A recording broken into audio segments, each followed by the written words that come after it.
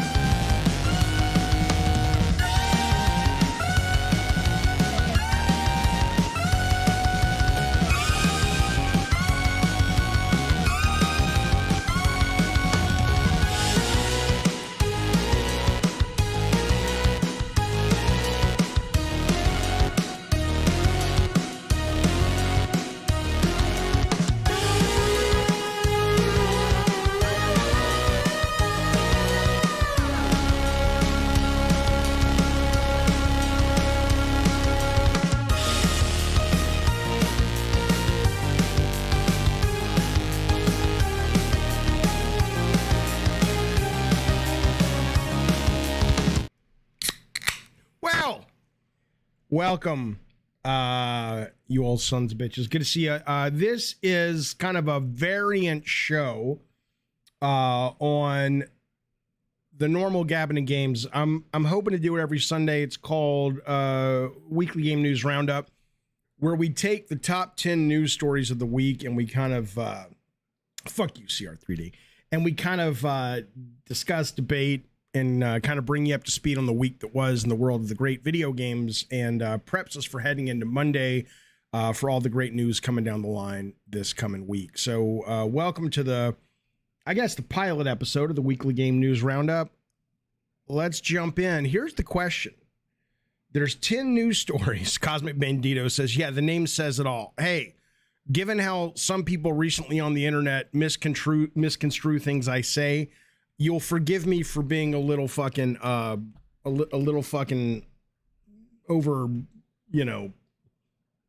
overboard when it comes to shit like this, right? Okay, Jojo D, that's interesting. I noticed Jaffe was in the wrong section to upload his characters on WWE. He needs to select online, then community. I think I did, but I'll try it again because I would absolutely love to get all those characters up and running sometime this week. Okay.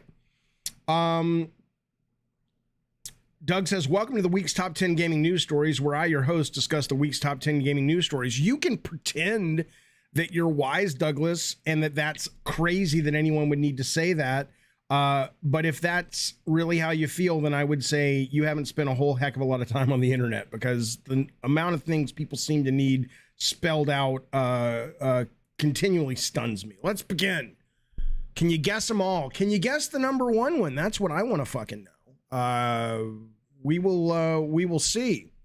But let's start with number 10. The number 10 news story of the week, based on nothing but my personal subjective feelings, was the announcement. Look how low budget this is. I got no way to, it doesn't matter. The finals, the announcement of the finals. Now, if you haven't seen this, this is the video game made up by the guys, or a bunch of the guys, gals, who took off from DICE, and they says, you know what? We are going to make the ultimate multiplayer first-person shooter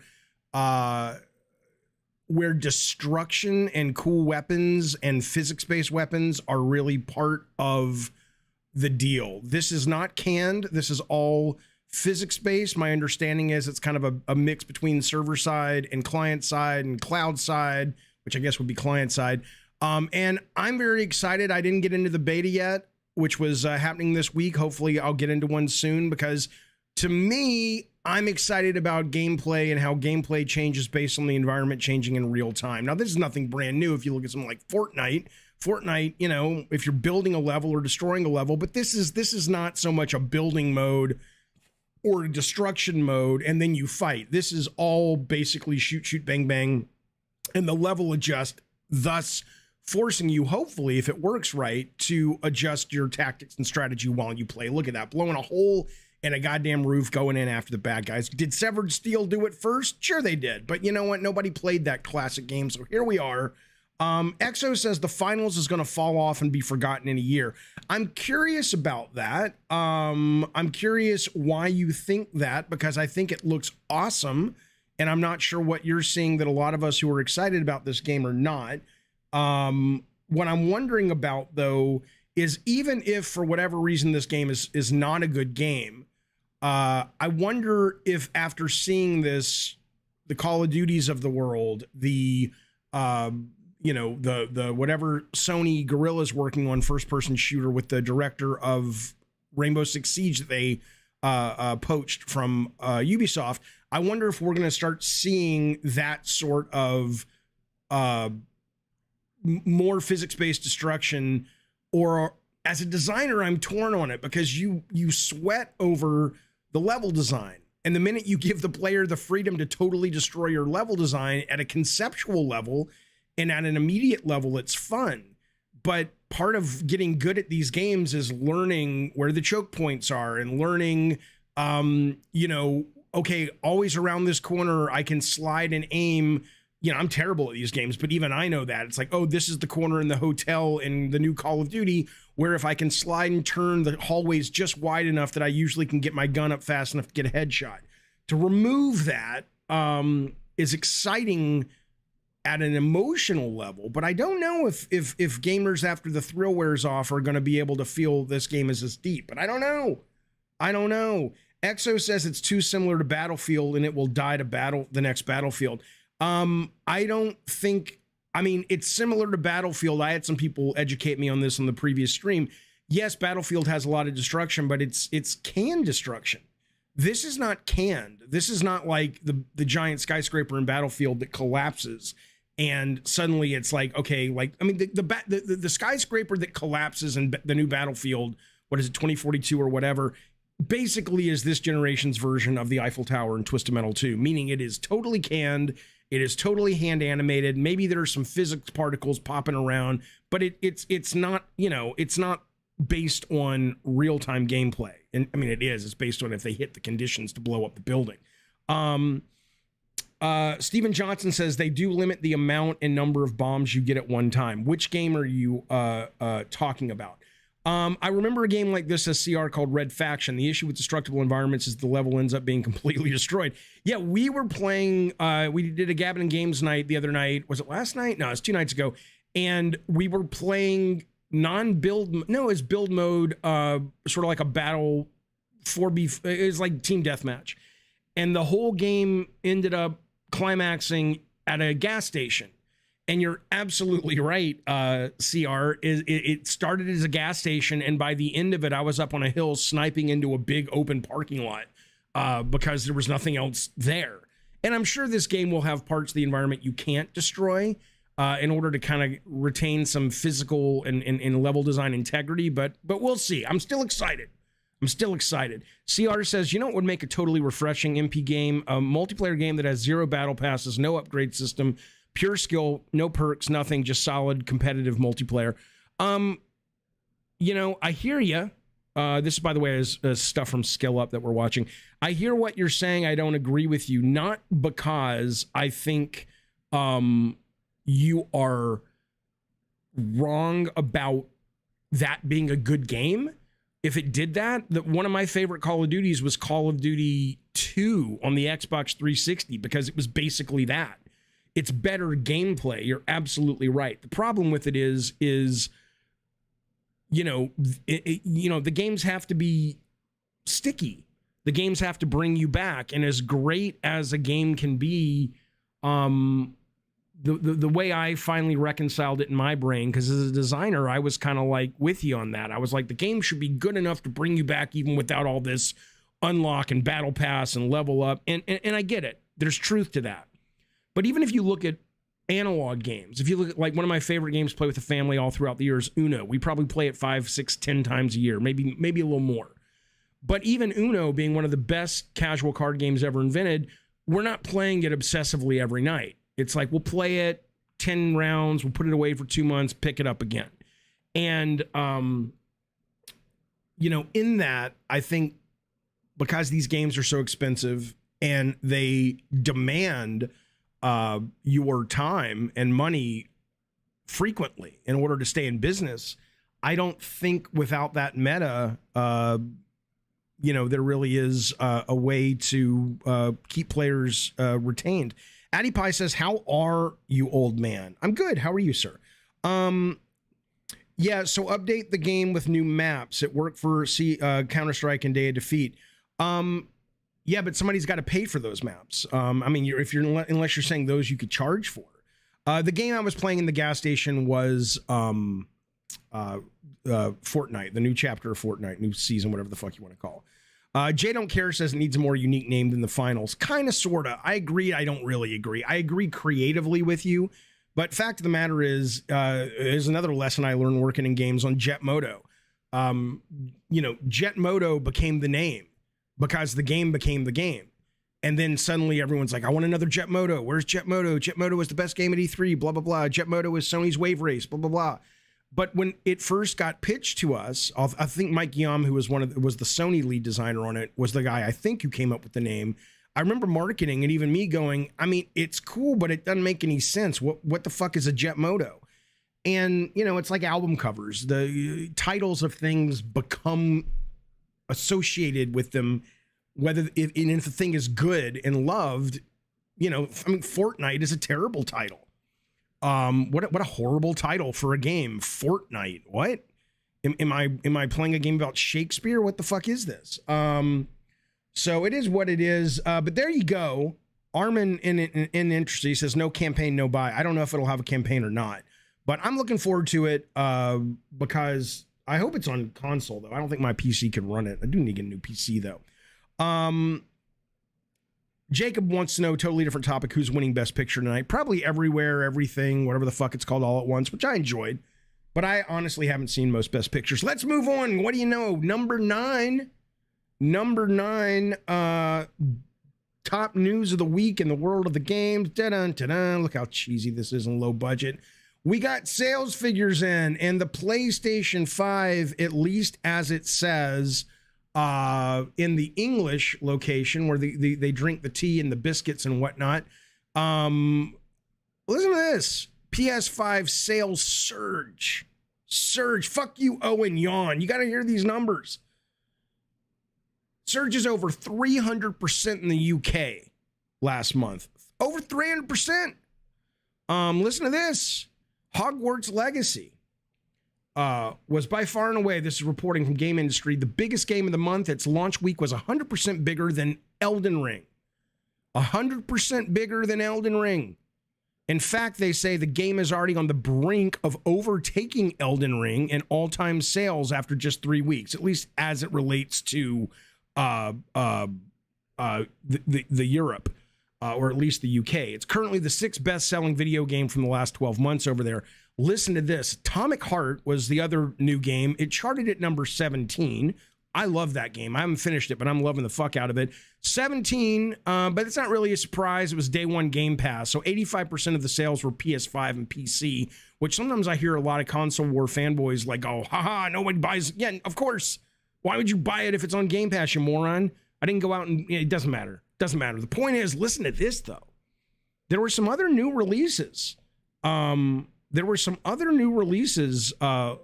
month that, boy, they just tanked. Octopath Traveler 2, which I know a lot of people in this chat seem to like very much. I didn't care for the first one, so I didn't pay attention to the second one. Jumped in the lake at 58. I don't even know how to say this. I know Eddie Torres got a copy of it. He was tweeting it. Theorhythm Final Bar Line, also from Square Enix, 78. Listen to this one. Now, this may have to do with launching late in the month, but I still got to tell you, Wild Hearts, which I think is just fucking excellent. One of the best games I've played in the last 12 months, easily. Comes in at 139th place. 139th place. What are you talking about? And then over there in the UK, The Last of Us, all of the Last of Us games are jumping decently because of the show, which is nice. PS5 sales are up 316% over last year. Obviously, a lot of that is due to the impacted stock from last year that has been opened up. Xbox S and X increased 21% last month. It was a good month for games compared with January. 15% up from last year. However, year to date, the platform is down 5%. Okay. Real quick, I don't want to spend too much time in figures, but it's kind of related. In America, if you're curious what the top downloads were, let me give you these and we'll move on from sales figures. Here you go. We'll start at number, fuck it. I'm going to turn off the thing. It ruins the surprise. Number 20, It Takes Two. Resident Evil Village, 19. 18, God of War Ragnarok. 17, Like a Dragon, Ishin. Bless you. 16, WWE 2K22. 15, NHL 23. 14, Spider-Man Miles Morales, one of the best games ever made. 13, Need for Speed Unbound. 12, Gotham Knights. Jesus Christ, you know there's not a lot of AAA games being made these days when Gotham Knights is still in the top 15. 11, Gran Turismo 7. 10, Wild Heart. So in America, we have a little bit better. To be fair, Wild Hearts also did come in at 16 in the UK on PS5 digital. So it could just be that people who were into something like Wild Hearts aren't going to fucking buy it. Atomic Heart was number 9 on the PlayStation. Dead Space Remake 8, great game. FIFA 23, 7. 6, Last of Us Part 1. Number 5, Call of Duty Modern Warfare 2, great game. Number 4, Madden NFL. Grand Theft Auto 5, still. Number 3. Number 2, NBA 2K23. And number 1, of course, Hogwarts Legacy. You'd like to see the PSVR sales, would you? Yeah, I can show you that. Your old Papa Jaffe will help you out. Here's what you got. Number 10 is the Light Brigade, which I think is, I don't know what it is, like a shooter. NFL Pro Era is number 9. I think that's on Quest. I think I've played a demo of that where it's like POV from a quarterback. Drums Rock is 8. Swordsman VR is 7. 6, Moss Book 2. Now, here we go. The top 5 in the first month the PlayStation VR 2 has ever been available. Number 5 is the rhythm-based action game Pistol Whip. Number 4 is getting by on the fumes of its license because the game itself is not very compelling. My PS5 is making weird noises. I think maybe it's on its last legs. It's like going chick, chick, chick, chick. What are you doing, PS5? Star Wars Tales Galaxy Edge, number 4, not a very good game. Horizon Call Them Out, number 3. That's surprising. What does it do? Hang on. My PS5, man. Listen to this thing. It sounds like it's making popcorn. What the fuck is it doing? Okay, I don't know. Maybe it'll blow up. 3, Call of the Mountain. Number 2 is Pavlov, which I think is a shooter, right? And number 1 is Kayak VR. Kayak VR, both in the UK, maybe it was like on sale for $12 or something. Kayak VR was number 1 in the UK and in the United States and Canada. I'm not hating on my PS5, you son of a bitch, Art Tony Pony. I'm just saying it sounds like it's making popcorn. Where's the MAGA hat? I wore the MAGA hat because I lost a bet and that was it. You'll never fucking see me in that piece of shit again, ever. All right, let's move on. There's your number 9 story. What else was happening in the world of games? Number 8 story of the week. And by the way, if you're calling on the red phone, you can call in and talk about these news stories and what you agree and disagree with. I'm not wearing my headphones, but I should see it pop up on the screen. Armin says PSVR 2, $700 in Sweden. No way am I buying it. I have zero interest in buying it at all. I was asking some guys on the stream last night who bought one day one, are they still playing it? And they say, yeah, we're still digging it. So, you know, the people who have it seem to be quite satisfied by it, but I have absolutely no interest in picking it up right now. We'll see if any great games come out for it. Number 8, E3 is back. Kind of, sort of. The big news here is that Xbox has come out and said, this week they said, we are not going to be at E3 show floor. We will be across the street June 11th. We will be part of our own deal, but it's also wrapped into what E3 is calling Digital Week. So the week before, I think it's the week before, the week during. Let me get you that data. You deserve the news, people. You deserve the fucking data. Xbox won't be on the show floor. They will be there on the 11th, which is a Sunday, doing their show. And then right after or later in the day, Starfield is doing a deep dive from the Bethesda fellas, right? Exhibitors, according to EA, according to E3, even though Sony, Nintendo, and Xbox won't be there, the exhibitors from ReedPop who put on the show say exhibitors from AAA companies to indie darlings and tech companies will be announced leading up to the expo. So other than Ubisoft, who the fuck knows, is going to be there. We will find out. But listen to this, though. E3 is doing something called Digital Week. E3 2023 Digital Week is set to kick off on June 11th. It includes online showcases like the PC Gaming Show, which is always a good time. It includes the Future Game Show, which Movie Games is often a part of. I like being a part of that with those guys. ReedPop says more digital events and participants will be announced the coming weeks. Xbox is also hosting their digital event on June 11th. So Sunday, June 11th is the big kickoff. And then the show itself is going live in 90 days, June 11th through the 16th. And they just started opening it up to industry people. I mentioned on the stream the other day that I will probably, if my sleep apnea continues to not be an issue for me with this new machine I got, I might go. Even though it might be a shit show, I still want to go and kind of, take some videos and play some games and kind of bring you guys back directly from the show floor. I might do some live streaming there. So I'm thinking about it. But regardless, though, they got the business part happening the first 2 days, and then they got the game part happening, or for anybody who wants to just buy a ticket, which are not on sale yet, I don't think. But if you want to see what the show floor looks like, I know they put that up, show map. But if you've ever been to E3, it's the same thing. The red stuff is where all the businesses and meetings happen. And then they've got one of the big halls in Kintia, I don't know how to say it, hall downstairs for the gamer consumer stuff. So, yeah, Konami says they're going to have a big show as well. Translate. Yeah, okay. Let me see what the E3 isn't E3 without Sony and Nintendo. Well, it's certainly not. E3 isn't E3 anymore, ever. The question now is, what I see happening, frankly, is this business part is dead. No one cares. No one needs this. No one needs this. What people might want is a great big Los Angeles, Southern California video game convention for fans. And in that, I think this could be, a good first step into that if that goes well. But I do not think, hey, Brian King, I haven't seen you in ages. How you doing, buddy? How's the Icon era going? How is that channel going? I'd love to see this become sort of PAX for Los Angeles or Southern California. That would be fucking awesome. If you want to buy tickets and you're a gamer, I know you can get them if you're a content creator, game developer, whatever. But if you want to go and you're a gamer, they haven't yet said when they're for sale. And I don't know if they've said how much it will cost. Breaking news, says Christian A., totally unrelated, at least for the moment. Warren Buffett is unloading his Activision shares. What does he know? Isn't that interesting?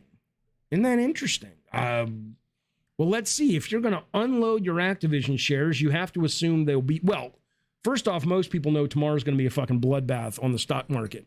It may even be the beginnings of the collapse of the entire capitalist system. But we'll see. That's gloom and doom. However, if that's not playing a part in his adjusting his portfolio, my guess is he probably would know, okay, the deal's not going to go through. I don't know. Anyway, there you go. E3's coming. Get ready. Pull on your pantyhose, blah, blah, blah. Brian King, who runs Icon Era, which is a competitor and a very good competitor. Let me get rid of this because it doesn't seem to be accurate. A very good competitor. Oh my God, I can't speak. It is a very good competitor to Reset Era and NeoGAF. He says, Icon Era is great. We had 2 leaks and the second one was pretty big. So we had a lot of growth coming up on 500 members now, but a lot more daily activities, the main thing. Excellent. Congratulations, sir. That is a hard mountain to climb and it's good to see you guys climbing it. The government just announced they'd cover depositors of the bank, Silicon Valley Bank. Okay, so maybe as shitty as that is, I don't want to get into it. Let's talk about other things. Let's talk about the number, what news story we got now? Let us talk about the number 7 news story of the week. What do you think it is? Can you guess? Probably not. Don't worry about it. I got you covered. Number 7 news story of the week. Forspoken and just sort of the current state of Square Enix. Forspoken, now this doesn't mean anything and it does mean everything, but I'm sure you saw this earlier in the week that abandoned Forspoken steelbooks found at dump. Looks like this is in France, so I'll turn down the thing because he's just going, I don't know what he's saying. I speak a little French, but they don't know if the actual games were inside or not, and it sounds like this was behind a GameStop. That's pretty incredible if the games were inside, but even not, that's just sort of a metaphor. Fact of the matter is, Square comes out in their earnings call, and this is exactly what they said. I'll tell you. He says, reviews, this is, I think the president said this, reviews of Forspoken, which were released on January 24th, have been challenging. However, the game has also received positive feedback on its action features, including parkour and combat. It's true. So it has yielded results that will lead to improvement in our development capabilities for other games. That said, its sales have been lackluster, and while the performance of new titles with February and March release dates will be the ultimate barometer determinant, we still see considerable downside risk to our earnings this year. However, people who watch this show, even a couple of minutes ago, know that those new titles haven't really done very well yet. Since the briefing, Square Enix released Final Bar Line, The Ath Rhythm, and Octopath Traveler 2, neither of which got even close to the top 20 in their first month of launch. So I don't know, man. I don't know. I mean, I played Forspoken, the demo a lot. I enjoyed it, but for me, it wasn't, I'm not one of these guys that's like, Forspoken is utterly absolute crap. No, it's not. It's and I liked kind of the story. I like that it starts in modern day New York, and then the never-ending story. She gets launched into this fantasy world and shit. I mean, I'm gonna pick it up when, I don't know if I will. I was gonna say when it's on sale, but it's not the money issue that's holding me back. It's the just the time. I don't have time to play this when there's so many other big things out there. But I didn't hate it. But that's the world we live in if you're working in video games these days. Whether you're going A, AA, AAA, anywhere in between, you can no niche is safe anymore. There is so much content. There's so much content that if you are not top of the food chain in that niche, you're fucked. They didn't fire Japan Studios. Legends, you're asking about the guys who made this. They didn't fire them. What are they called? Luminous or something. But they did fold them on to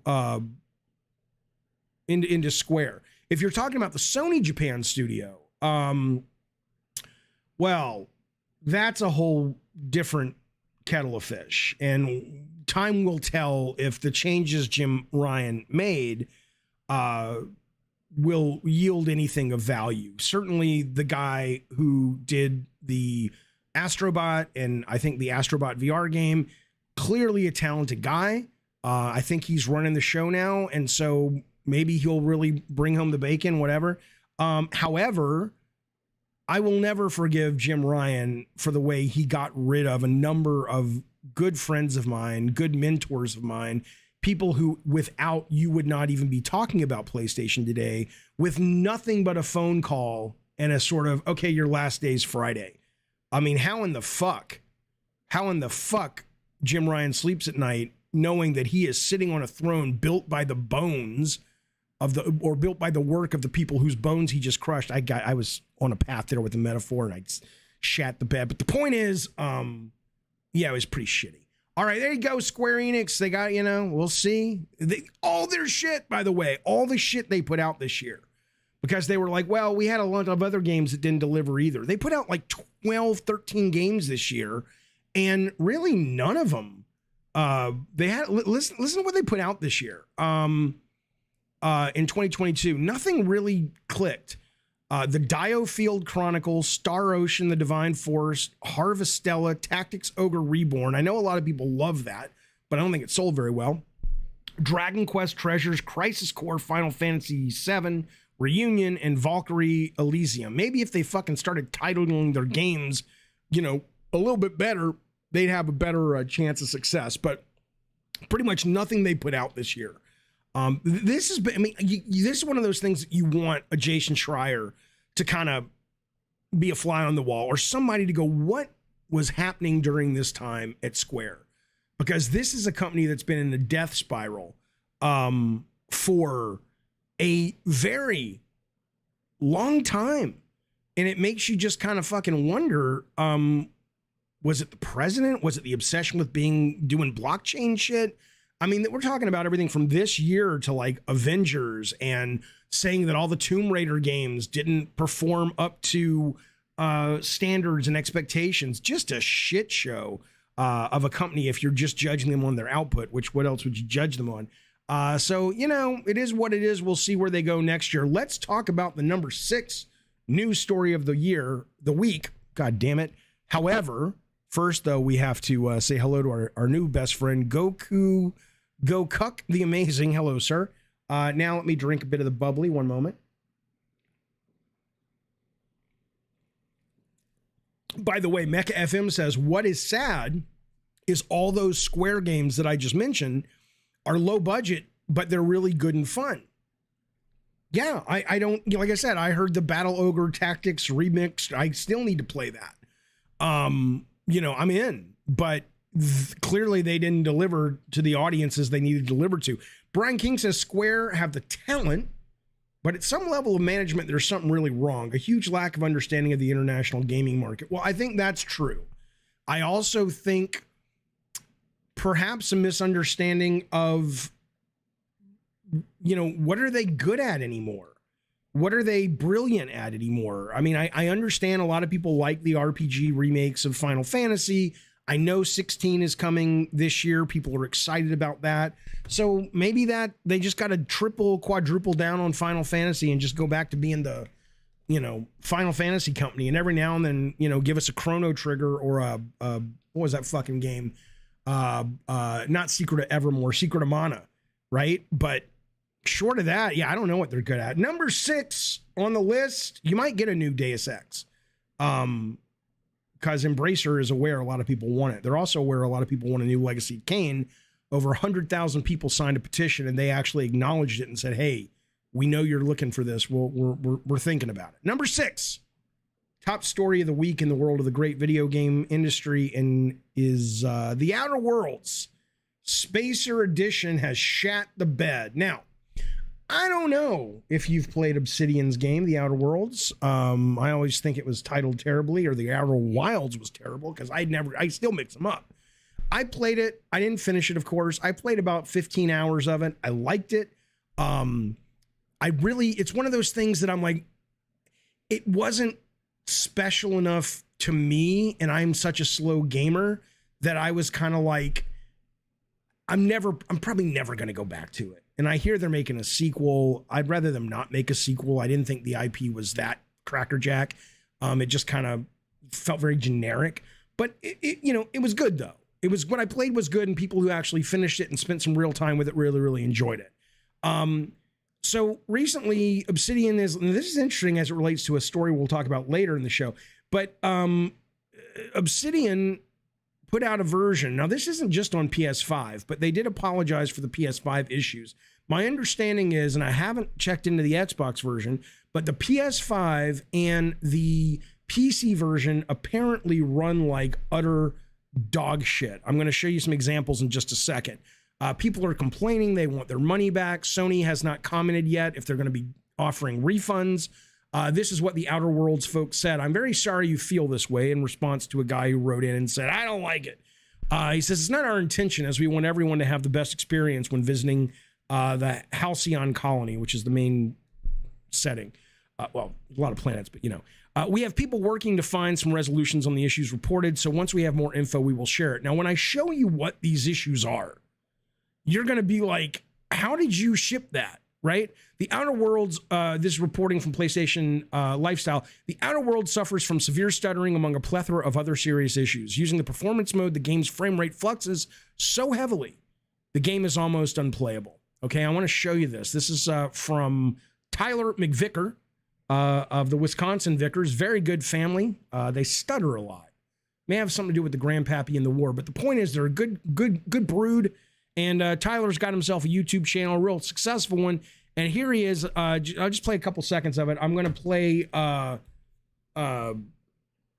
like 20 seconds. And if you're watching your screen, this is you'll get a sense of what people are complaining about. It sounds like most of it is not bugs, it's performance, right? So here we go. This is the Outer Worlds Spacer's Choice Edition on his PC. Listen to his rig he's got before. Private Division did the bare minimum of restoration work, if you even want to call it that, just by checking some boxes in the Unreal Engine editor, maybe bringing it up to a newer version of UE4, and then pushing it out the door without any kind of QA testing. Because this game runs terribly. I have a 3950X CPU and a 3080 Ti with 64 gigs of DDR4 memory. Maxed out, I can play the original Outer Worlds over 200 FPS easily. Maxed out on this new version of the Outer Worlds, I can barely crack 40 FPS, and that is in between significant shader compilation stutters. It is really close to unplayable, and the added quote-unquote graphical fidelity to this version of the game completely ruins the original artistic intention of the scenes. So, I mean, again, that is from a YouTuber, Tyler McVicker. There's also footage, I thought I had it queued up, but maybe it's on his channel or somewhere else. But when you watch people out in the environment rotating their camera, it's just like, and you watch that frame rate drop, you're like, what the fuck is going on? What the fuck is happening with this fucking thing? It's bad. Now, somebody in the chat is saying it's crazy these people want to make a Skyrim clone. Well, to their credit, the original Outer Worlds didn't have these problems, right? But what I will tell you is that,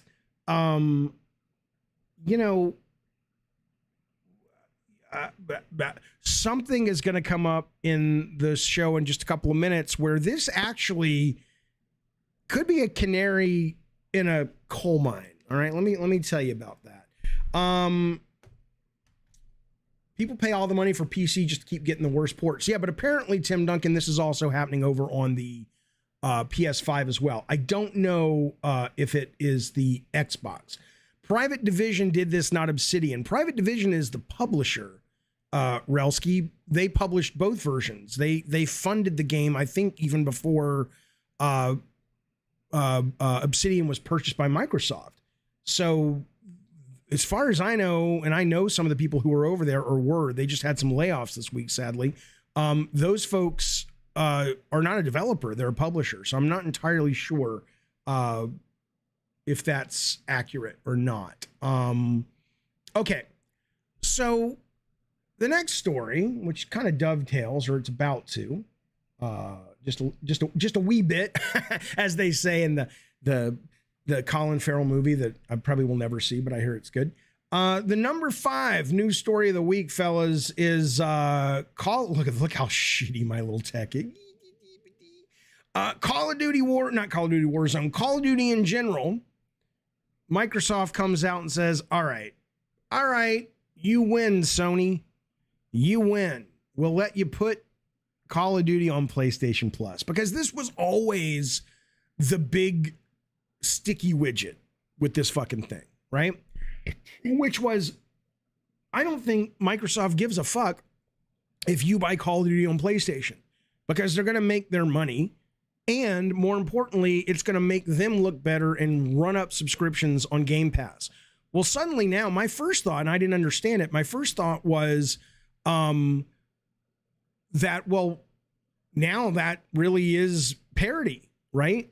Because Sony is not going to be able to be, or Microsoft won't be able to point in the advertisements and say, you could pay $70 for it, but you can also get it, quote, for free, right? But apparently I forgot. Yeah, Sony still has to pay out the nose, right?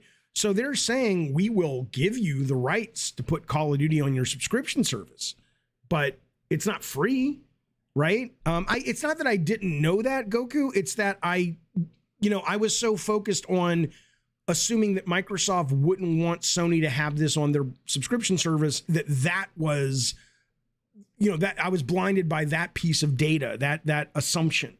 So when the news first dropped, it never occurred to me that Sony still wouldn't be happy. But then again, nothing's going to make them happy. Sony says, Jacob, just allow Game Pass on the PS5. You do this, the Xbox dies. Totally true. But, think about that for a minute. I've heard that theory before. If you add Game Pass on PlayStation 5, then, and let's say Microsoft owned Call of Duty, I guess at that point, maybe it would be kind of like game by game determines a licensing fee of what's on Game Pass. I don't know.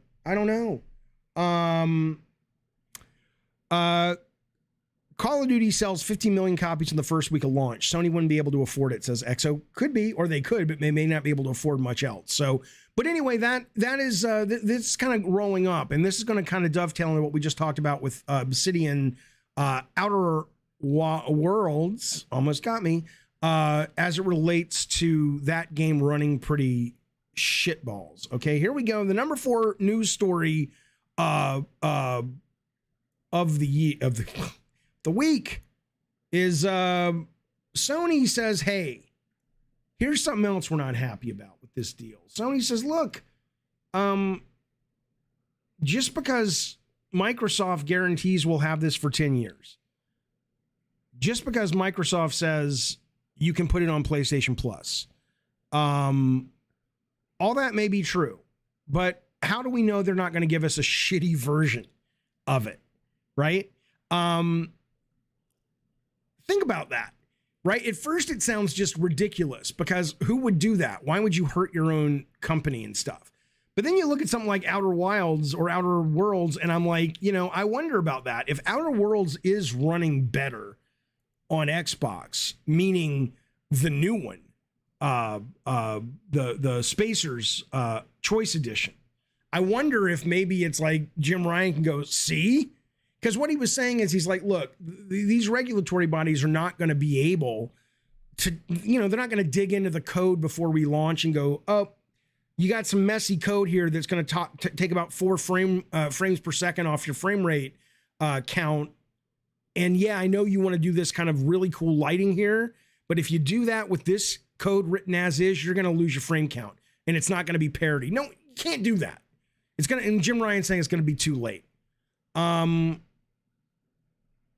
To be fair though, the initial thought is, well, why would Xbox do that?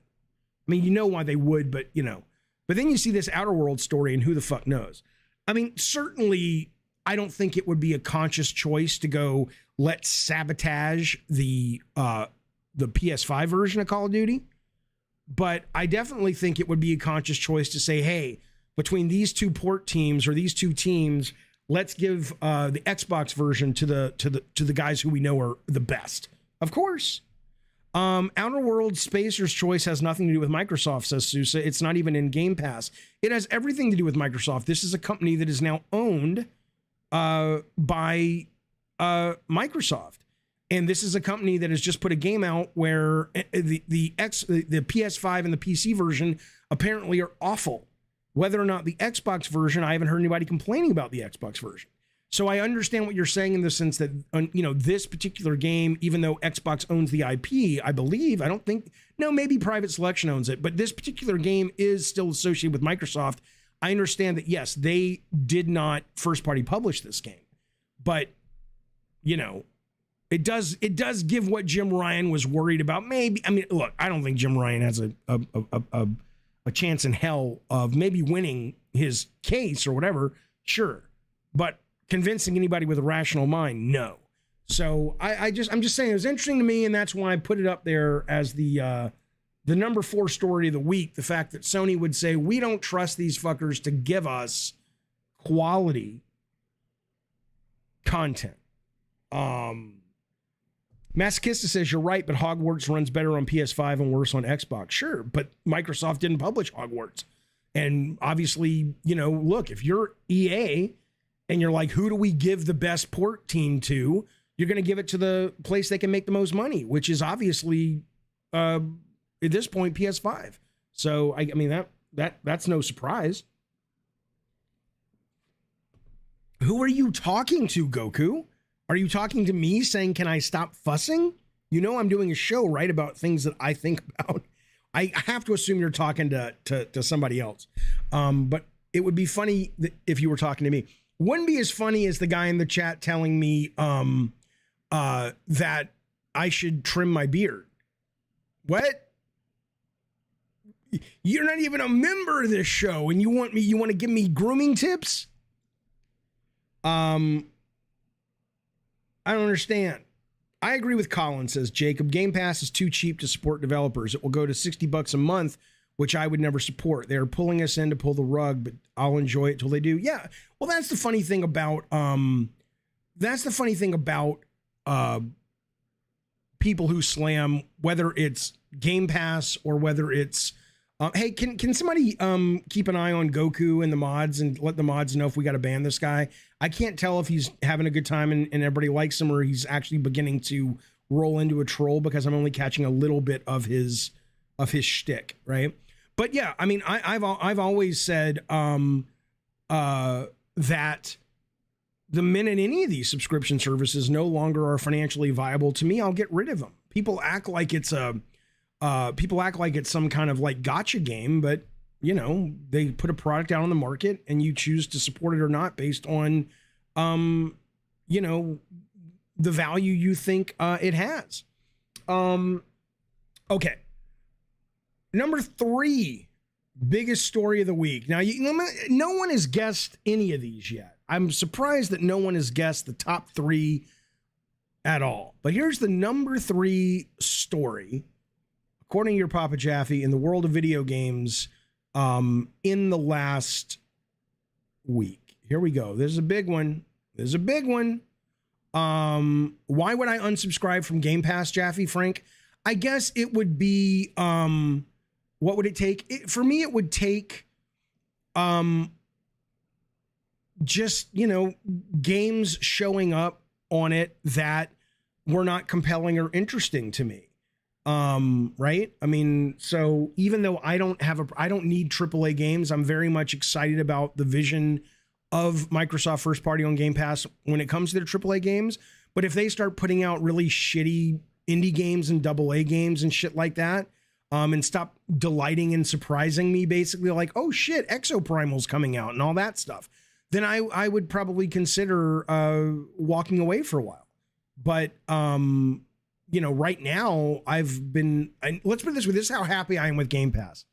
I have Game Pass Ultimate here in the room where I stream with an Xbox Series X. Yesterday, I purchased an Xbox Series S for the living room so I could play Fortnite with my kid. And because he has a MacBook and it won't run on his MacBook. And I immediately signed up that one because we don't have the family plan here in America yet. I immediately signed up to have Game Pass on that TV as well, or on that box as well. So I'm a fan, but you know, I'm not loyal to any kind of company or product. It's when it gets shitty, I'll stop. Number 3, long awaited, very exciting for a lot of people. The Resident Evil 4 demo dropped. Now, if that's number 3, what the fuck is number 2 and what the fuck is number 1? We'll find out soon. But Resident Evil 4 remake is coming out in a couple weeks, not next week, the end of the month, I think. And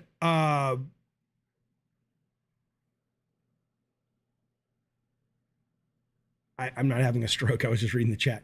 It's coming out a couple months. The demo dropped at the Capcom showcase. I think it was on Tuesday. A lot of people have played it. I'm going to be honest with you. I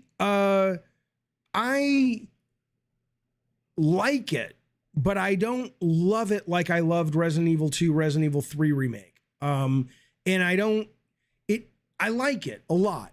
And I love how they're twisting it up, and I love how there's part at the very beginning that's brand new.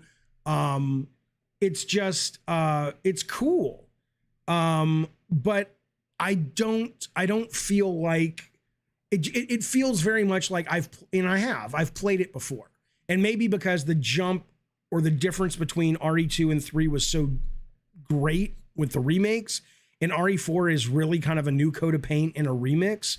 But I will get it day one. I will play it. I will stream it. I will probably finish it. I'm a big fan of this game. I'm not knocking it, but I just kind of feel that it's, I'm like, okay, cool. Eddie Jordan, I froze. What? So, it is what it is. I saw a couple of polls. Again, don't mistake, I'm not shitting on it. I'm looking forward to it. But I just kind of feel like I've played it. And after playing the demo, I'm like, all right, this is like a comfy, it's like a show you've watched or a movie you've watched 20 times. And you're like, okay, I'll watch it again. It's comfort food, but I'm not, it's more than updated graphics only, Stoner Joe. They've done some tweaks and changes to the narrative and the puzzles and added mechanics that aren't really, reflective in the demo. Kristen Rush says, not going to lie, Fortnite video about school shooting simulator made me want to play it again. Fortnite is awesome right now. Fortnite chapter, that's not in the top 10 news stories, but it should be. I guess I forgot. But Fortnite dropped their new season a couple days ago on the 10th, and boy, it's great. It's great. And the no build mode is fantastic. Excellent. Fantastic. Okay, back to Resident Evil, though. Over on GameFAQs, there's a demo satisfaction poll. I want to tell you what people thought about it. You can choose I like it, love it, it was all right, I dislike it, I hate it. I said I liked it, let's vote. Oh, I already said I liked it. Let's view the results. So 55% loved it, 20% liked it, 13% said it was all right. I don't really care about the dislike and hate because it's clearly not a game for them. The one that was also interesting is over on Spawnwave on their community channel. They said, with the demo out, are you picking up the game? 33 said getting it ASAP. Majority said maybe later if there's a sale. 39, 28, no, I'm not interested. So that's interesting to me. It's interesting to me. All I will tell you is I've heard some people say it's too hard. It's not too hard. It's just the demo's a little confusing because I was playing it and I died and I thought I had to kill everybody, which is practically impossible for a normal, average at best gamer like me. And then I eventually stumbled onto the fact that no, you don't really have to kill much of anybody other than to enough people to spawn the chainsaw guy. And then you just have to survive long enough for the church bells to ring and the demo's over. So, but I definitely think between that and the game feeling very similar to Resident Evil 4 VR, Resident Evil HD, Resident Evil on PS4, I do think maybe we're going to see, maybe I'm wrong, but it feels like diminishing returns on this one versus 2 and 3 remake. We'll see. Jim Ryan, I'll look into that. I'm not, he says, Jaffe, you don't need to buy another Game Pass sub. You just need to set the Series S to your main console. Yeah, but then if I come in here, do I have access to my games as well? Legend says, seems to me all the hype was just nostalgia and demo scratched that itch for most people. I mean, again, I don't know if that's true. I'm not saying there's a groundswell of people feeling this way. I know that Spazbo has literally played this Call of Duty demo on the PC. The last time I talked to him, he played it 6 times. And then when I'm on my PC late last night before I go to bed playing Marvel Snap on Steam, I see Spazbo again is playing the goddamn thing. So I don't know. This isn't the news, but I got to read this. He says, Sebastian Cooper says, you know what's funny and ironic is on paper, Mr. Jaffe is literally my enemy. I like that there's like a prose version of our relationship. But like just knowing him online, I love the guy. I think he's hilarious. I think he's very smart, and I think he sees. I do see, sir. My eyes are working again. Del Pugh, really? Come on, I'm not making fun of your last name. Yes, I am. Can you imagine Florence Pugh? I couldn't do it. Actors change their name all the time. You're not going to change your last name from Pugh? Come on now. Del Pugh says, as great as RE4 seems to look, do you feel it's a time scale thing? I.e. the time between the two versions a little less, so nostalgia value isn't as high. I'm sure that's part of it, Del, but I think another big part of it is that the remakes of 2 and the remake of 3, they were, for some intents and purposes, different games, right? The video games of RE2 and RE3 were fixed camera and slow and, you know, just very different. Very, very different.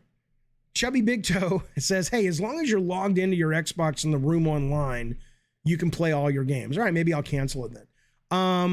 They did add a parry to the new RE4. They did not add, I wanted a dodge, and I don't know why I thought there was a dodge in RE4, but I really need it, but I'll live without it.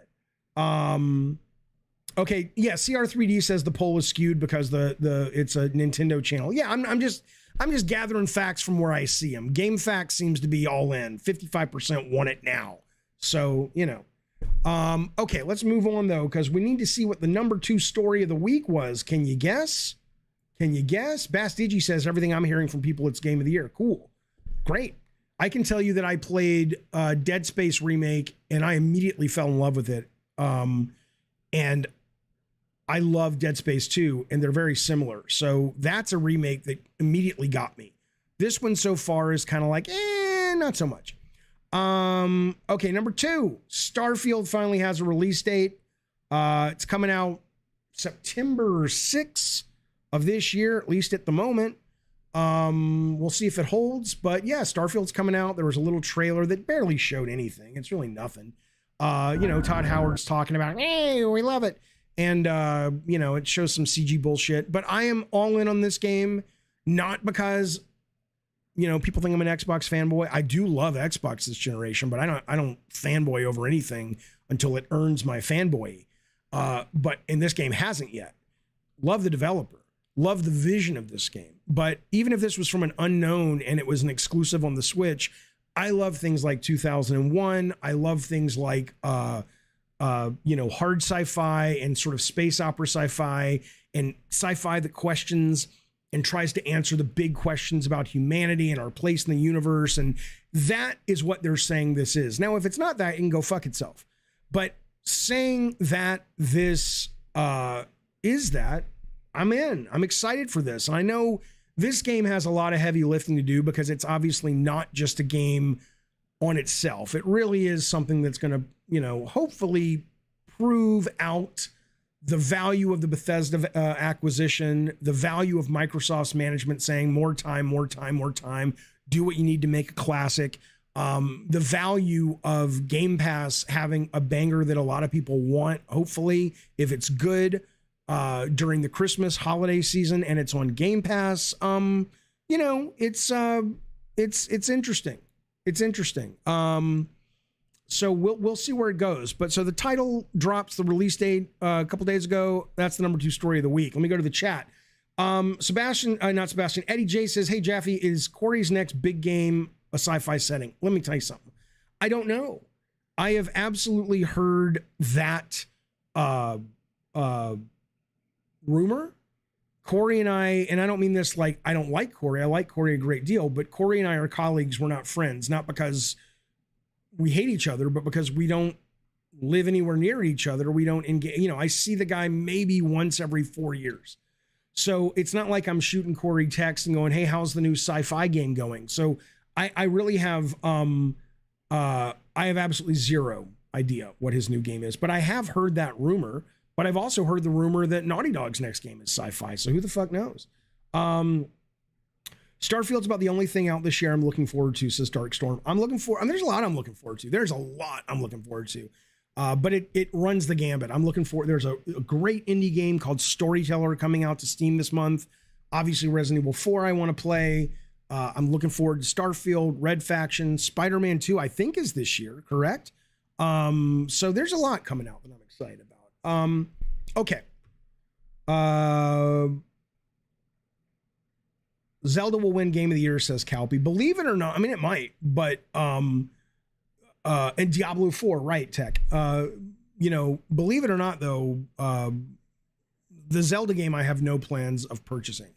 I just did not like Breath of the Wild. I respected it. I thought it was amazingly made. It was very clever, but I didn't vibe with it. I didn't like the tone, the feel. I rarely like Zelda 3D games, but I absolutely adore the 2D Zelda games. New Final Fantasy. Yeah, there's a lot coming out. No Redfall hype. I don't know anybody else. I'm excited for it. It looks great. We'll see. The real thing with Redfall is, are they going to be able to deliver on the promise of this game is made up of the good stuff you love from Arcane and single player as well as the multiplayer. If they really can deliver on that, and I've read some playthroughs, Game Informer did a wonderful deep dive on this game recently, and it did, at least from the writing, and it was a preview, so they tend to be positive, but from the writing, it did make me go, that sounds pretty cool that they're doing that. So I'm definitely hyped for Redfall, but it's free. I don't have to pay for it. It's on Game Pass. But I'm not ready to sort of sign a check yet. Not that anybody can you imagine. We're not releasing it, Jeff, until you sign the check. What? Okay, before we get to the number one, we have some honorable mentions. These are stories that broke this week that were important. They almost made the top 10. But they didn't. All right, here we go. Halo Season 3 apparently is the tits. We played a bunch of it the other night on Gabbin' Games. We played mostly a bunch of Ford matches. Some were great, like Diglett's, and some were terrible. But I haven't really explored Season 3 Echoes Within that just dropped this week. Apparently, though, the fan base is loving it. The fan base is saying that it's really robust. And 343 is saying this is, if you like this cadence and this amount, get used to it, because this is who we are now as it relates to Halo. Is that true? I don't fucking know. But you got new pro maps, another battle pass. You've got a new mode. You've not got new gear, new equipment. There's a new event. And then they also they have Forge, which is the fan-made maps and modes, which are great. And those have now been folded into I believe, sort of not stat tracking necessarily, but like you can level up by playing those maps in the ones that are sort of the Forge community playlist, which is really cool too. Because without that, the only way to really play those Forge maps is you have to kind of pick one and hope your friends are enough random people go, oh, I want to play a shootout, over at the Waffle House level, which is a great level. The other thing they have, though, I don't know what this means. 2 free narrative events. The story starts with Mindfall and continues with Sight Unseen. Are these cutscenes or are these actual narrative gameplay? I don't know that. Anybody who knows, let me know in the chat, because if there's actual narrative, like new single player content, I'm all into that. But I think they'd be talking more about it. Maybe it's just some cutscenes. I have no idea. Cliff Blazinski, in an honorable mention, says, hey, if it were up to me, if I had stuck around Gears of War 4, I was seriously thinking about making it first person. I think it's an interesting story. He also says that when Microsoft came in and kind of took over the brand, Phil Spencer was real eager to make it more horror-based. Cliff says that was Phil Spencer's main note when Microsoft got the IP. When talking to Rob Ferguson, the producer, he said, let's get back to the horror stuff. To be totally fair, I love Gears of War. I absolutely never, ever, ever thought Gears of War was horror. But, Gears of War horror sounds good to me. That's an honorable mention. The final honorable mention of the week that didn't quite crack the top 10 is Wulong, whatever. Fallen Dynasty's first boss is kicking everyone's ass. I've heard about this. I played the Wulong. Is it Wu or Woe? I played the long demo last year sometime. Loved it. I'm too busy playing other games to play this right now. I probably will never finish this game, but I think it's great. But apparently they opened their game with 20 minutes in, and it's a boss fight, which people who have actually finished the game say that it's the hardest challenge in the entire game. The boss fight is called, the character's name is Zhang Liang. Oh, it's Wulong, like Ric Flair. Okay. He appears in the game's opening mission, 20 minutes of playing. Chucking a boss in early isn't uncommon, but this is reporting from thegamer.com. This one is one you have to beat to progress, and it seems that a lot of players are either not managing to do it or finding it challenging for so early in the game. They go on to say there are a few key factors why. The battle comes after less than half hour, and people are still getting to grips with how the game plays. Most players, they say, aren't going to be used to the game's main mechanics, one of which is deflect, whatever, is being taught through the fight itself. The boss also hits like a truck and has 2 health phases, something that apparently doesn't happen very often anywhere else. So, I still will play it, but don't think I ain't nervous. Mass Produce says Zhang is easy. I died twice. Good for you, sir, but apparently you're in the minority. That's great. You know what? Suicide Squad getting delayed isn't even on this list. Certainly, it got delayed, Legends. That was a big story. That's probably an oversight. Probably should have been on the list, but certainly not number 1. But it should have been like probably number 4 or 5. It's big news story.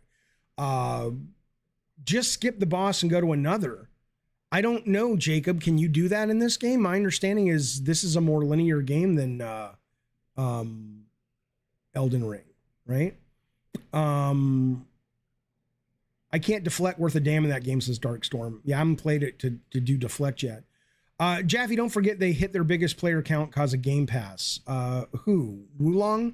Yeah, well, I mean, that's the thing, right? Is that what's great about Game Pass is also, what's great about Game Pass, which is a lot of people are going to wash out that never would have even tried it because it looks like a totally fun hack and slash. And you play a game like this and it's your first Souls game and you're like, what the fuck have I walked in on? So certainly to be sure, that's a good point. You're going to get a number of people saying, oh my God, that's too hard. But they probably didn't know what they were getting into. I think there's truth there. Absolutely. It's a good point.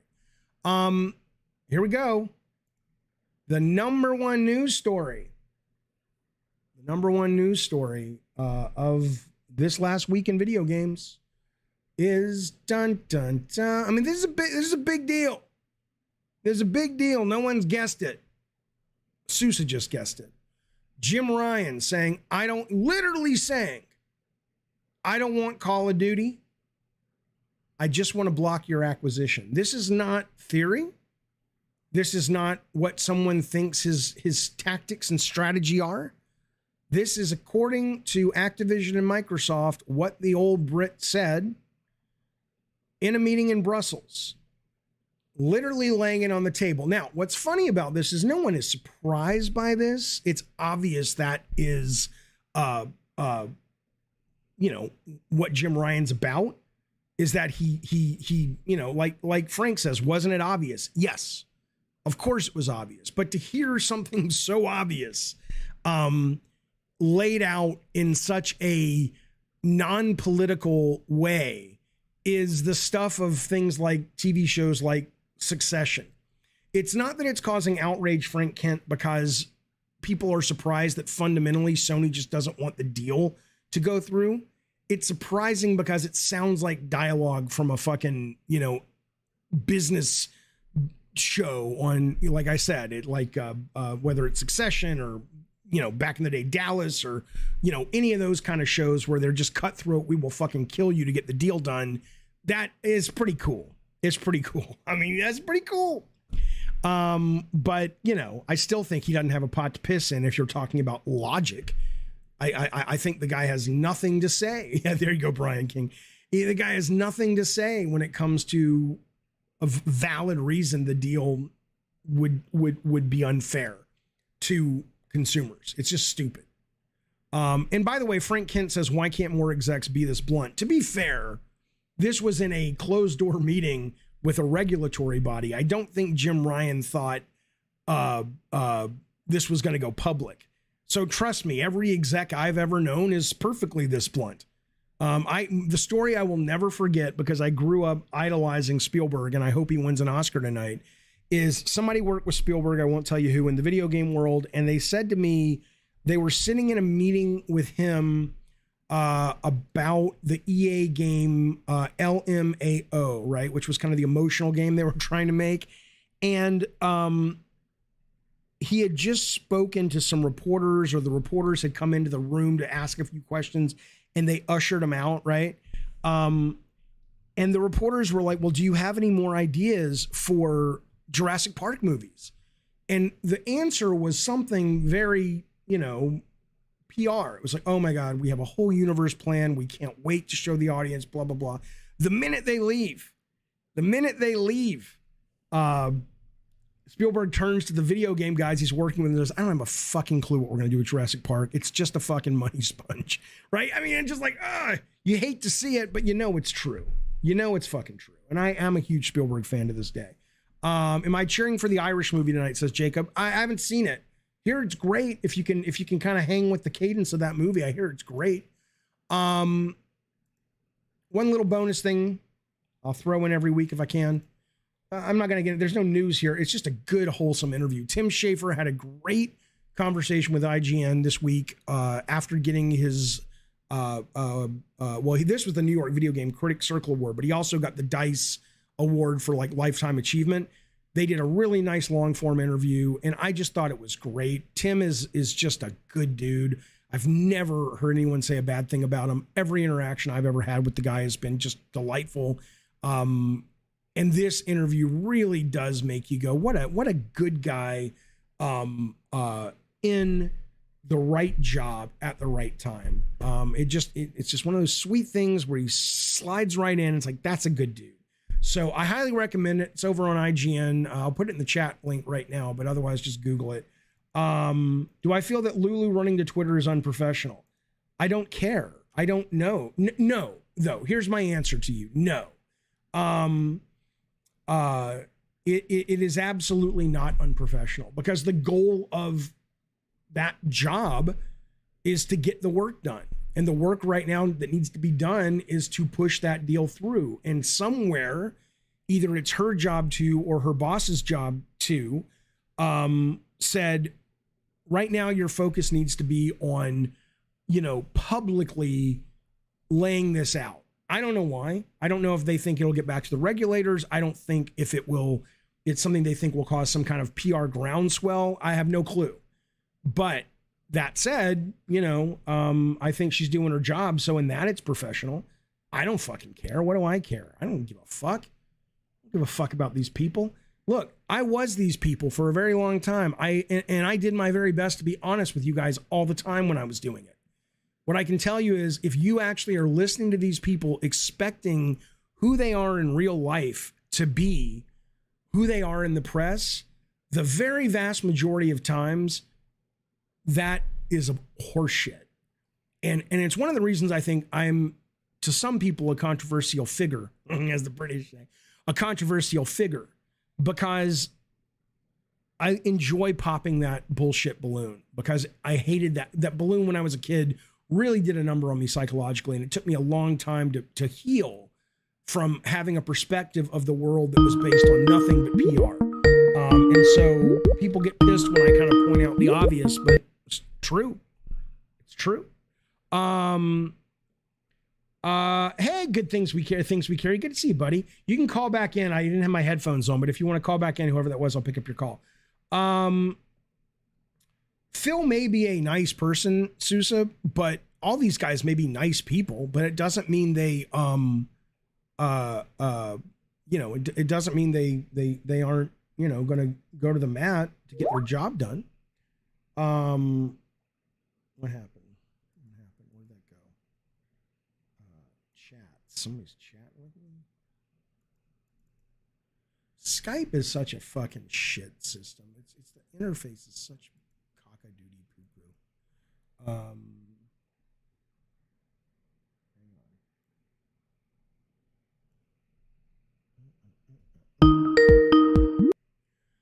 Well, hello. It is Jaffe. How are you? What's good, Jaffe? Not much. I can barely hear you though. You're really quiet. No, I'm not being quiet at all. Same person that's called before, bro. This game, but it's called you a long time ago. I know, but you telling me you're not being quiet. I'm telling you we can't hear you. So speak up or turn up your volume. Oh, wow. So what's up, baby? Well, this is shit. What's going on? This is shit. All right. Well, you hit on the subject that exactly what I want to talk to you about. Yes. What's going on? The thing is being quiet or being reserved about the industry itself. Yes. Why you've been out of the industry for quite some time. You've done incredible things. Not quite some time. I about 4 years ago, but and I'm still in the industry. But in terms of being a big name in the industry that gets a lot of press because of my game work, you're absolutely right. Absolutely right. Oh well, don't do that because you are who you are. No. I'm not being self-deprecating. I'm saying that if anyone's going to report on me today, it's either a retrospective about the big games I've worked on in the past or about what I'm doing now. But I'm acknowledging that I don't really, the games I'm working on now, I hope will be hits, but that's not really my bread and butter these days. What I hope people enjoy is what I'm doing right here, right now. But anyway, go ahead. What is your, what would you like to talk about? Well, okay. It's not much, it's much of a question. It's me just wondering is you're not in the industry. You say, quote unquote, maybe not in the industry. You're kind of sidelined or maybe in, maybe out, half in, half out. Why are you so quiet? How do I put this? Why don't you speak up more about the industry as what's going on? What I'm meaning to say is, like, be honest completely about what's going on. So, you have no affiliation with anyone. Where do you? Like, I'm surprised to find that you feel that I'm already not doing that. Where do you feel that I am pulling my punches? Everyone I've ever seen, especially you, and not just especially you, but everyone I've ever seen that's not in the industry or working for said company anymore, when you speak on subjects that has to do with the industry, you get a little reserved about it. You go, oh well, there's this, or you kind of sidestep around conversations. You don't. Well, I would require. Hold on, real quick. I'm not gonna go piece of it. Stop. I'm just saying I would require. Do you have a specific example?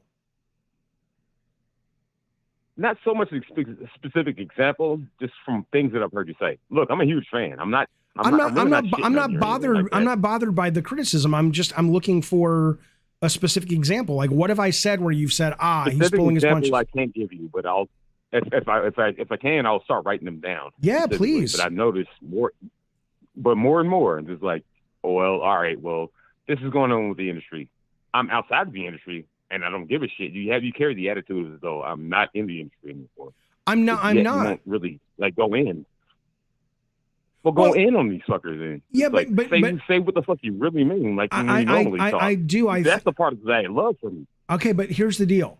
The thing you have to understand is, and again, everybody can do better at being genuine and honest. But I don't go in on people personally unless they deserve it personally. I have gone in and said there are things happening at companies I don't like, but maybe part of having been in the industry, I'm resistant to maybe the pure fanboy desire to cartoonify the humans that work in that industry, not because I'm a nice guy or I'm pulling my punches, but because my worldview of this industry has been built by working as one of and with these people for over 20 years.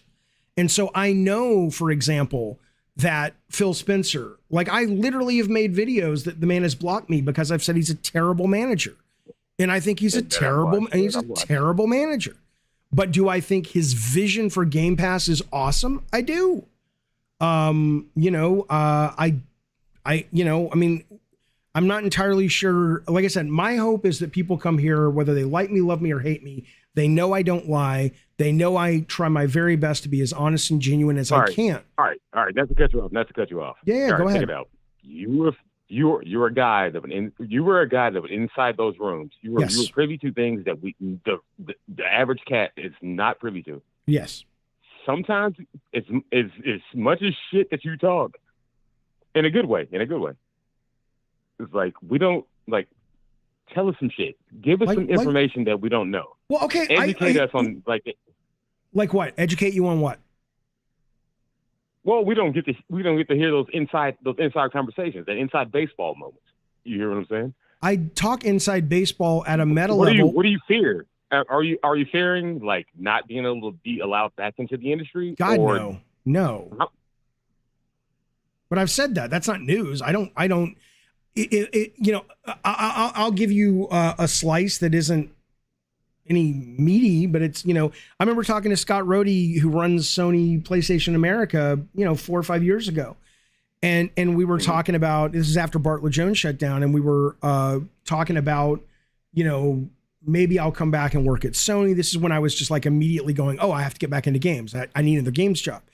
And he said to me, he says, Sony is so different now from when you left in terms of what it takes to get a green light and all the people you have to appease and please. He's like, it may not really fit with you anymore. And that's not like some breaking news, but, that's a real thing that happened. But what I'm not going to do, though, is do I know someone who sexually assaulted someone who was high up at Sony and got away with it? Sure. But it's not my story to tell. I'm not an asshole. I was never asking that. I can tell you that at Sony, as a person who's not a woman, I never heard about, Sony mostly is the treat their employees kind company that I always say it is. But sure, there were a couple of little, anomalies like that, but that's just, if that particular woman ever wants to come out and tell her story, I will say I believe her, because A, I believe her, and B, it tracks. But I'm not going to share that shit, Respect. No, never that. It was more or less just like the little intricacies. But it seems like if you ask me a question, even anybody that gets outside of the even Cliffy B, as loud as he is, he seems to be a little bit reserved. Let me ask you this question: who do you think is getting away with not being taken to task in the industry? And I will tell you if I think they should be taken to task. How about that? Who is not being taken to task? Reword this question.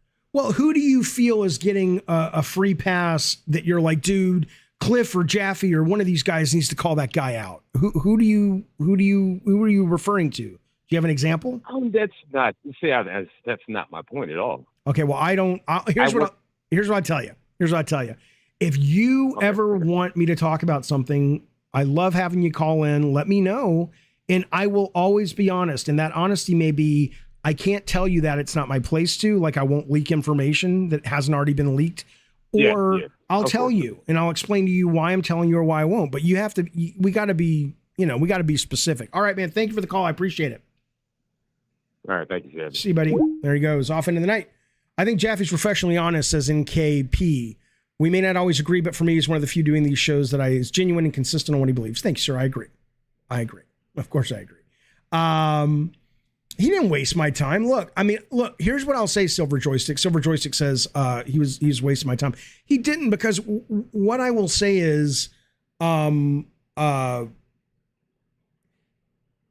consumers absolutely have a right to feel frustrated by corporations lying to them. It never would have occurred to me that people who listen to Sony or Disney or Microsoft or any of these people, unless you're a child, believe this shit, right? People who, Phil Spencer lies. He says what he needs to say to get the job done as long as he doesn't break the law. That's his job. That's his fucking job. That's why I don't have any ill will towards what Jim Ryan's doing. I don't really, I'm the jury for me is still out on if Jim Ryan is doing the job, but in a way that I think is great at Sony. But what I will say about the guy is that he absolutely clearly knows that he has to adjust where the Sony ship is going. And he's trying to do that. We'll see. The proof will be in the pudding, and the pudding hasn't been delivered yet and eaten yet. But does Jim Ryan talk a bunch of shit? Jim Ryan? Yeah. Does Jim Ryan? Yeah. They all do. And that's why I think media literacy should be taught in schools. The fact I have been stunned that so many adults literally believe the PR line. It's like, oh, no, they couldn't put a woman in Assassin's Creed because it's hard to animate a woman character. I mean, just all this shit. It's like, what are you talking about? What are you talking about? All right. Well, Mass Produce says PS is up 300%. He has to be doing something right. Again, I don't want to get into it. All I'll say is the job of an executive is not just to stay the course when the course is lucrative, but to be aware that the course ahead is going to run you up on some rocks and fuck you hard. And I think it's clear with Jim putting these 10 games into production, these service-based games. I think he knows that. I know Scott Rhodey knows that. I know Connie Booth knows that. The question now becomes, how are they making these games? What are they? Are they going to be able to get that part of the job done? That's what we don't know yet, right?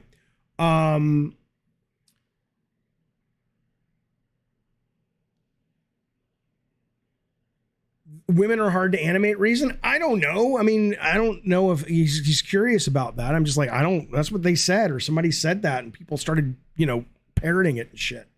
Fellas, that has been the Gabbin' Games weekly game news roundup. I had a lot of fun doing it. Obviously, there wasn't a lot of new news, but we got to kind of run through the week. Starfield, Resident Evil, Call of Duty, Outer Worlds, piece of shit when it comes to performance on PS5. Forspoken's literally in people's dumpsters. E3's coming back. We'll have to see where it goes. Sony's skyrocketing. And the finals, maybe it's bad. Maybe it's just hype and gimmick, but boy, it looks good. And of course, Jim Ryan auditioning for the show Succession as a badass take no prisoners executive. I will not be gaming tonight because I'm going to watch the Oscars. I know what the chat's been saying. I'm not going to repeat it. I don't want to spoil it for people, but I'm looking forward to it. And I'll be back tomorrow with all new Gabbin' Games product content. And all you guys, thank you, man. Thank you for hanging out and spending some time with me. And I'm looking forward to seeing you soon. Be well, be safe, and I'll see you later.